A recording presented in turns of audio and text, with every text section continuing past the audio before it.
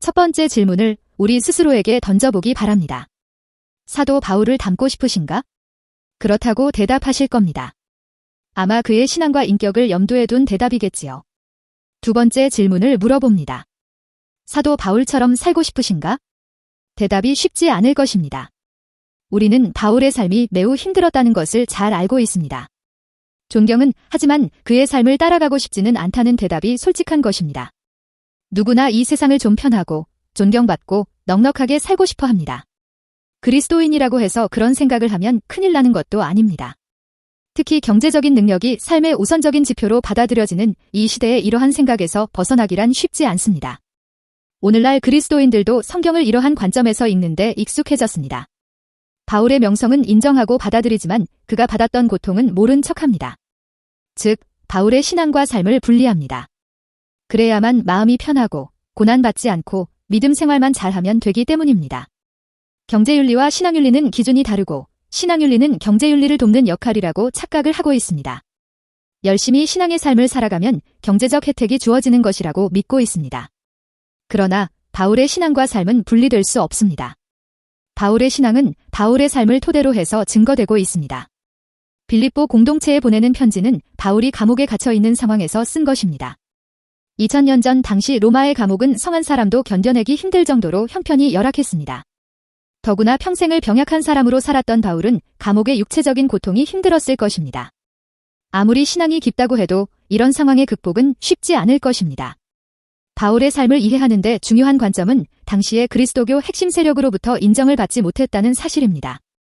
예루살렘 유대 그리스도교의 입장에서 볼 때 문제가 많은 사람이었습니다. 그래서 바울이 세운 공동체의 대표자를 보내서 잘못을 지적하곤 했습니다. 바울은 이런 압력을 견디다 못해 결국 소아시아에서 그리스 지역으로 선교의 장을 옮겼습니다. 새로운 선교의 장에서 초창기에 세운 교회 중에 하나가 바로 빌립보 교회입니다. 이처럼 바울은 교회 안팎으로 시달렸습니다. 이러한 연유로 본문을 보면 바울은 매우 비장한 태도를 보입니다. 21절 뒤는 내게 사는 것이 그리스도니 죽는 것도 유익함이라 했고 23절에서는 차라리 세상을 떠나서 그리스도와 함께하는 것이 훨씬 더 좋은 일이라 오고 말합니다. 죽는 것도 유익하다는 말은 삶과 죽음을 초월한 사람에게서 나올 수 있는 고백입니다. 20절에서도 이미 살든지 죽든지 내 몸에서 그리스도가 존귀하게 되게 하려 한다고 고백했습니다. 그리스도가 자신의 생명이기 때문에 이 세상에서 더 사는 것과 떠나는 것 사이에 아무런 차이가 없다는 뜻을 말합니다. 자칫 바울의 이 말이 마치 허무주의적인 고백으로 들릴 수도 있습니다. 옥살이가 너무 힘드니까, 달아주지 않으니까, 모든 것을 실패했으니까 도피하는 방식으로 말하는 것이 아니냐? 종종 이런 식으로 합리화하거나 편협적 시각으로 바라보는 그리스도인들이 있습니다. 물론 바울은 그런 생각을 하지 않습니다. 바울의 삶은 그 누구도 따라갈 수 없을 정도로 치열했고 열정적이었습니다. 어떠한 어려운 상황에서도 실망하지 않고 복음 사역을 감당했고 자신을 비판하는 세력과 얼굴을 붉히면서 싸우기도 했고 때로는 경제적인 일로 천막장사도 했습니다. 그런 바울이 허무주의에 빠질 여유가 없습니다.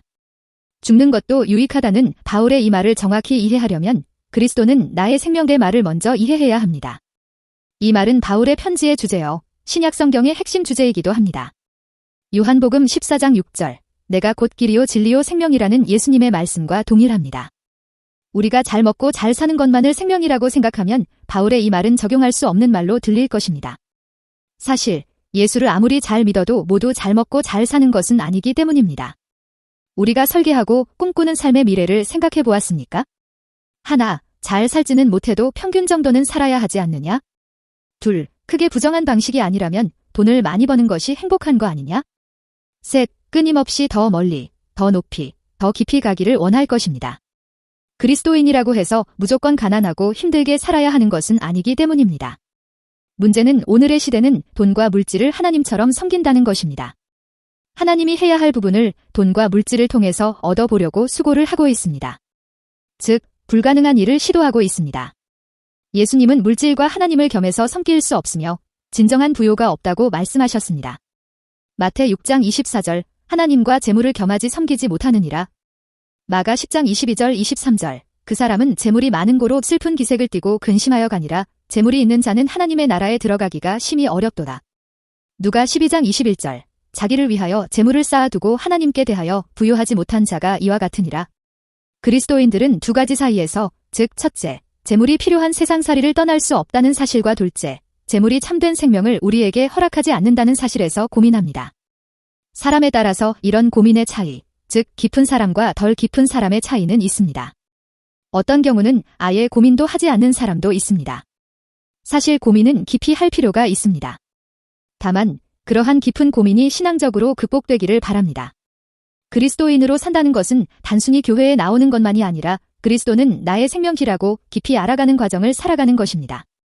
나아가 일치해가는 과정이 되고 종국에는 삶의 동기요 결과가 되는 것입니다. 물론 간단한 일은 아니요. 실제로 알고 삶으로 받아들이기는 쉽지 않습니다. 두 단어, 그리스도과 생명은 깊고 큰 의미가 담겨 있습니다. 그리스도는 구원자라는 뜻입니다. 구원자를 생각한다는 것은 자신이 구원받아야 할 상황에 있다는 것을 인정하는 것입니다. 물질을 통해 위로와 안식을 추구하는 사람들은 월급, 현봉, 재산 등이 그리스도, 즉 구원자가 될 것입니다. 따라서 성경에서 구원자로 오신 예수 그리스도는 별로 필요하지 않습니다. 반면 그리스도인들은 예수 그리스도를 구원자로 믿습니다. 예수 그리스도에게 구원이 있고 우리에게 임하고 그 구원이 우리의 생명이 된다고 여깁니다. 바울은 이러한 동력인 은혜를 정확하게 경험했습니다. 예수 그리스도를 통해서 생명을 얻었고 종말에 그 생명이 완성될 것이라고 믿었습니다. 로마서 6장 4절, 5절, 새 생명 가운데서 행하게 하려 함이라 연합한 자도 되리라. 그동안 자기가 운명을 걸면서 의를 이뤄보려고 노력했던 율법의 길이 아니라 죽은 자 가운데서 3일 만에 부활하신 예수 그리스도에 대한 믿음의 길을 통해서 생명을 경험한 것입니다.